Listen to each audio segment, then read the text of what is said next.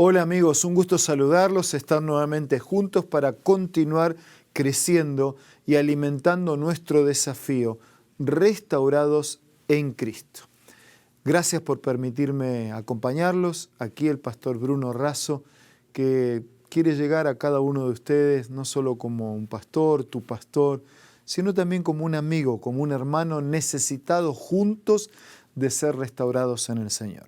Quería invitarte ahora, antes de abrir la Biblia, a orar para que Dios nos bendiga en nuestra reflexión. Padre nuestro que estás en los cielos, gracias por estar con tantos amigos, necesitados todos de alimentarnos y fortalecernos, de ser reavivados en tu palabra. Bendícenos, condúcenos con tu Espíritu, lo pedimos, lo agradecemos en el nombre de Jesús. Amén. En cierta oportunidad se le hizo una pregunta muy simple a 3 personas diferentes. ¿Cuánto es 2 más 2?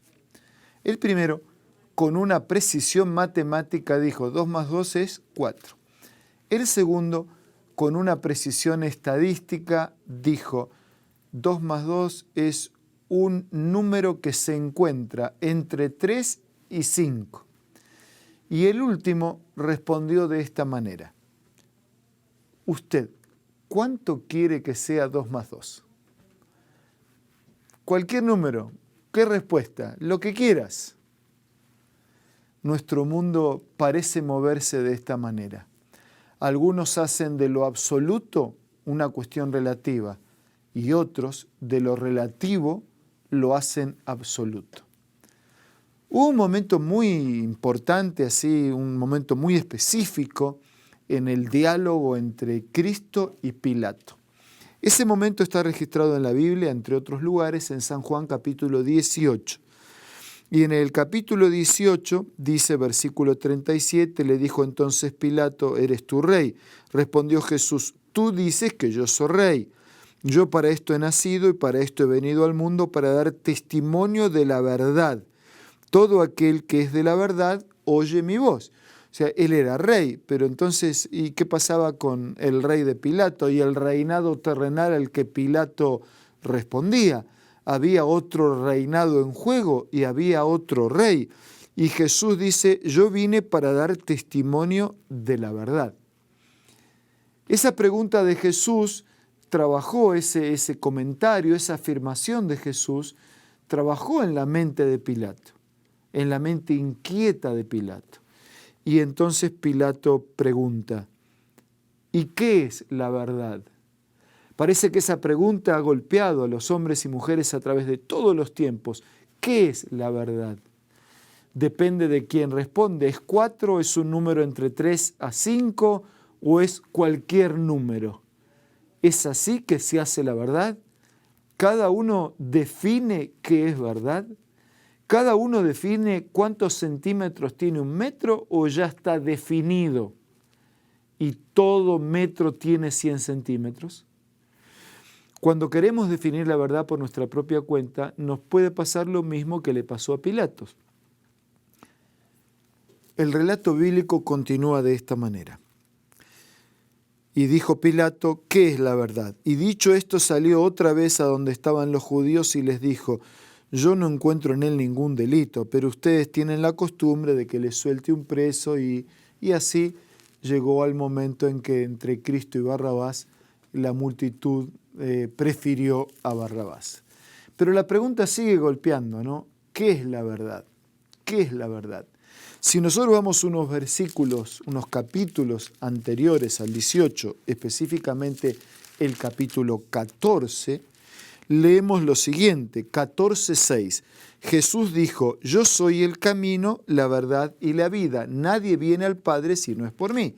O sea que Cristo es el camino, pero un camino de asfalto, hecho ruta, un camino de piedras. Cristo es el camino, Cristo es el acceso, Cristo es el canal de entrada que nos permite llegar al puerto seguro. O sea, Él es el camino, Él es la verdad y Él es la vida. Hay 2 maneras de definir qué es la verdad. El hombre desde su perspectiva, el hombre desde su conocimiento, desde su cultura, desde su opinión, o aceptar la verdad que está definida por Dios. en este mismo Evangelio de San Juan, ya no en el capítulo 14, sino en el versículo 17, encontramos otra declaración también bien conocida que expresa lo siguiente. Dice el Evangelio: santifícalos en tu palabra es verdad. O sea que Cristo es la verdad y que la palabra de Dios es la verdad, porque la palabra es la manifestación de Cristo. Si nosotros vamos al comienzo del Evangelio según San Juan, en el capítulo 1, nos encontramos con las siguientes declaraciones. El capítulo 1, el Evangelio comienza de esta manera: en el principio era el Verbo, y el Verbo estaba con Dios, y el Verbo era Dios, y todas las cosas por medio de él fueron hechas. En él estaba la vida, en él estaba la luz. Aquí hay un Dios eterno, aquí hay un Dios creador que origina, sostiene y mantiene todas las cosas, pero también hay un Dios manifestado en la carne. Por eso dice: la luz verdadera que alumbra a todo hombre venía a este mundo, y el mundo no estaba listo para recibirlo. El versículo 14 dice: y el Verbo se hizo carne y habitó entre nosotros, lleno de gracia y de verdad, y vimos su gloria como la gloria del unigénito del Padre. Así que Cristo vino, y con su carácter, y con su vida, y con sus enseñanzas, y con los escritos que quedaron de su historia y de sus enseñanzas, nos muestra el camino. Así que Él es la verdad, y Él expresa la verdad a través de su palabra, a través de sus escritos. Dios define cuántos centímetros tiene el metro.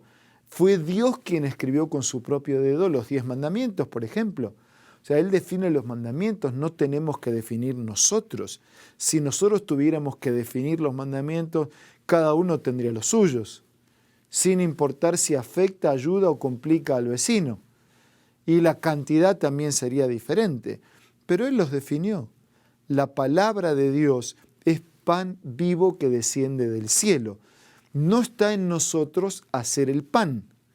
En nosotros está apropiarnos del pan, aceptar ese pan y consumir ese pan. Uno de los grandes reformadores del movimiento de la Reforma fue Juan Hus, quien, como tantos otros, tuvo que pagar un alto precio por defender la palabra, por defender la verdad. Y él, en una oportunidad, produjo la siguiente recomendación. Él dice: lean la palabra, aman la palabra, vivan la palabra, defiendan la palabra. Porque quien no habla, quien no cree, quien no vive, quien no la aplique, entonces está en contra de la palabra. Quien acepta al Señor, acepta su palabra.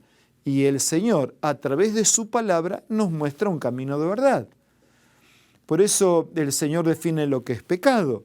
Y el ser humano suele decir: no, no es pecado, no te preocupes, no te compliques, no, haz lo que quieras. Pero por hacer lo que queremos, nos separamos de Dios, pecamos y después cosechamos las consecuencias de lo que sembramos. Pilato dijo: ¿y qué es la verdad? Así que el problema no está en saber qué es la verdad, el problema está en la disposición a aceptar la verdad de Dios, es decir, Cristo, reflejada esa verdad en los escritos de las Escrituras. San Pablo decía que somos edificados sobre el fundamento de Cristo. Los profetas y los apóstoles son los que escribieron el Antiguo, el Nuevo Testamento, la Biblia, la palabra de Dios. Y en esa palabra de Dios y en ese mensaje de Dios encontramos todo lo que necesitamos para la salvación. Es creer en lo que Él ha hecho por nosotros y colocar nuestra vida en armonía con su voluntad. Es así que la ley de Dios está delante de nosotros. Con responsabilidad y compromiso tenemos que decidir vivir y aplicar ese mensaje a nuestra vida.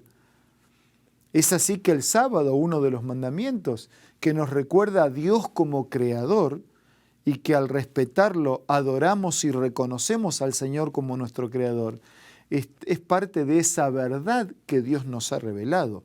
Insisto, no está en nosotros arrancar las páginas de la Biblia y quedarnos con las que nos interesa. No está en nosotros elaborar páginas nuevas e incorporarlas a la Biblia. Bien dice Apocalipsis que no hay nada para agregar y nada para quitar sin hacernos responsables de lo que hacemos. Por eso el Señor dijo con toda claridad, yo soy el camino, yo soy la verdad, yo soy la vida. Santifícalos en tu palabra es verdad. Ahora, amigo, vamos a reflexionar un poquito más juntos. ¿Es la verdad de Cristo y su palabra la que está impactando y dirigiendo nuestra vida? ¿Es el mensaje de la Escritura el que internalizamos, el que practicamos, el que vivimos y el que compartimos, el que está guiándonos en un camino de verdad? El mismo Juan dice que el Espíritu que habría de venir para continuar lo que Cristo había hecho en la tierra, trabajando por los pecadores, llevándonos al arrepentimiento, a la confesión, a la aceptación de Cristo y de la salvación. Él nos guiaría a toda verdad. El mismo Espíritu que dirigió a los que escribieron, dirige a los que leen, a los que reflexionan, pero también a los que aplican. Por eso Juan dice en el Apocalipsis, bienaventurado el que lee, el que oye y el que guarda las palabras que están escritas. No alcanza con leer o escuchar. Hay que practicar el mensaje para que esa verdad sea internalizada en nuestra vida. Bien decía Billy Graham, hay que leer la Biblia para ser sabio. Hay que creer en la Biblia para ser salvo. Hay que aplicar el mensaje de la Biblia para ser santo. Y a mí me gusta agregar una frase, una oración para completar esa frase y digo, hay que compartir el mensaje de la Biblia con otros para que otros sean sabios, otros sean salvos y otros sean santos. Así que no alcanza con leer, no alcanza con conocer, ni alcanza con repetir de memoria pasajes de la Biblia. De hecho, cuando el enemigo enfrentó a Jesús en el desierto de la tentación y Jesús contestó, escrito está, el enemigo le devolvió con algunos pasajes de la Biblia, o sea que conocer conocía, solo que no los practicaba. No alcanza con leer la Biblia, puedo conocer más y ser más sabio. Hay que creer en la Biblia para alcanzar la salvación. Hay que practicar la verdad de la Biblia para crecer en santidad. Y hay que compartir el mensaje de esperanza para que otros también sean sabios, sean salvos y sean santos. Ocurrió hace mucho tiempo, allá por el 1950, en la zona de California, un barco pesquero estaba volviendo al puerto lleno de salmones. Era su oficio, su empresa y el mantenimiento de su familia. Pero a raíz de la niebla, otros barcos, especialmente un barco hospital llamado Benevolencia, había colisionado con otra embarcación. Cuando nuestro amigo de la historia vio lo que sucedía, se arrojó al agua para salvar a esos pacientes indefensos cuyo destino era la muerte. Y uno a uno, lo fue subiendo a su embarcación.